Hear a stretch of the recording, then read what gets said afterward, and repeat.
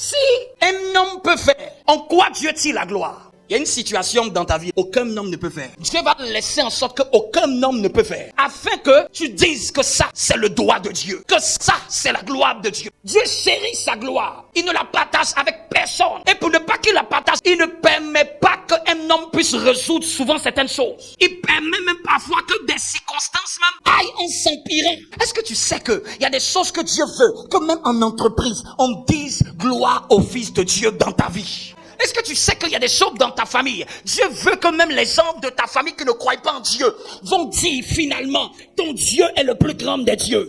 Je ne suis pas venu te booster, je suis venu t'annoncer ce que Dieu fait dans la Bible. Je suis venu te dire le genre d'œuvre que Dieu fait. Le genre de choses que Dieu aime faire. Dieu va faire et tu vas dire, waouh. Tu ne connais pas encore le Dieu que tu pries là, tu ne le connais pas.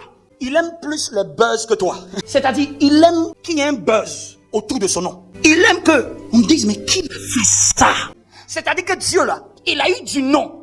Pas parce qu'il parle, mais parce qu'il fait ce qu'il dit. Ce qu'il dit là, il le fait à cause de l'accomplissement de ses promesses. Son nom, sa renommée s'est accrue. Je prie que dans ta vie, tu le déclares dans ta vie. Que tu témoignes ta vie soit un panneau publicitaire qui dise qu'il n'y a pas d'autre Dieu comme toi. Qu'au travail, tout le monde s'incline et reconnaît qu'il n'y a pas d'autre Dieu que ton Dieu. Qu'en famille, tout le monde s'incline et reconnaît ton Dieu est le véritable Dieu. Notre Dieu n'est pas une religion.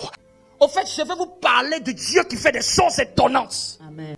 Si même tu as prié et tu as semblé ne pas voir la main de Dieu, dis-toi que Dieu est en train de préparer quelque chose de grand. Je vous le dis, c'est biblique. Quand vous êtes un enfant sérieux de Dieu et que vous avez prié, pendant même que vous priez, ça semble s'empirer. Je viens de donner témoignage par expérience. C'est que Dieu est en train de préparer un plus grand témoignage que ce que tu n'as pas vu. Quand il semble que c'est plus pourri que pour les autres, c'est plus bizarre que pour les autres, mais quand tu as prié, tu as semé, tu as sonné, et tu as l'impression que même après avoir sonné, c'est comme si ça s'amplifie encore, commence à danser. C'est que le témoignage est plus grand. Je vous donne la mentalité de la Bible. Commence à te réjouir. C'est ça la foi, parce que tu comprends le langage de Dieu.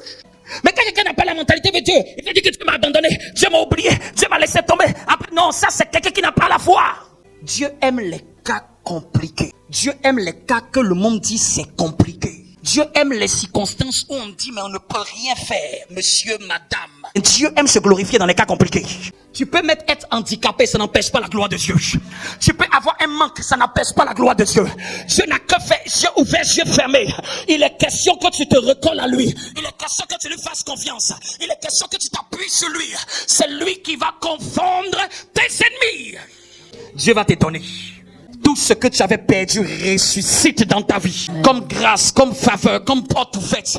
Que cela ressuscite dans ta vie au nom de Jésus.